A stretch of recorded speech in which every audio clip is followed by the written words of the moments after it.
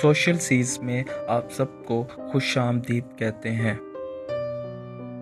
Video شروع کرنے سے پہلے آپ سب لوگوں سے گزارش ہے کہ جن لوگوں نے ہمارا چینل سبسکرائب نہیں کیا، مہربانی کر کے ہمارا چینل پہلے سبسکرائب کر دیں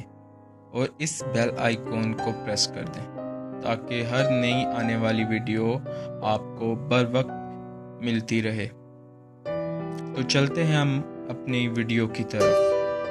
اللہ تعالیٰ نے حضرت یوسف علیہ السلام کو ایمان و توحید اور وحی کی برکتوں سے نوازا تھا۔ اگرچہ شروع میں مال و دولت، دنیاوی ترقی اور شہری زندگی انہیں حاصل نہیں تھی اور دیہات کے سادہ اور بے تکلف زندگی گزارتے تھے، مگر قدرت الہی کا کرشمہ دیکھے کہ دیہات کے رہنے والے اپنی خواہش و مرضی کے بغیر مصر جیسے تہذیب و تمدن والے ملک میں جا پہنچے اور امتحان و آزمائش کے مختلف مرحلوں سے گزرتے ہوئے وہاں کے بادشاہ کے پاس پہنچ گئے۔ پھر ایک مرتبہ بادشاہ کے ایک خواب کی تعبیر بتانے کے بعد ملک مصر کی صورتحال کا تذکرہ کرتے ہوئے فرمایا،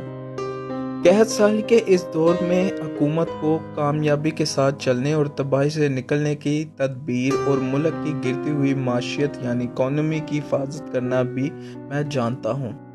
جب عزیز مصر نے خواب کی صحیح تعبیر اور حضرت یوسف علیہ السلام کی امانت اور دیانت اور سادگی اور سچائی کو اپنی آنکھوں سے دیکھ لیا تو حکومت کے عہدیداروں اور عام و خاص شہریوں کو جمع کر کے تخت حکومت آپ کے حوالے کر دی۔ آپ کی دعوتی کوششوں سے بادشاہ نے ایمان قبول کر لیا اور پورا خاندان مصر میں آباد ہو گئے۔ اسی طرح نبوت کے ساتھ انہوں نے مصر میں 80 سال تک کامیاب حکومت کرتے ہوئے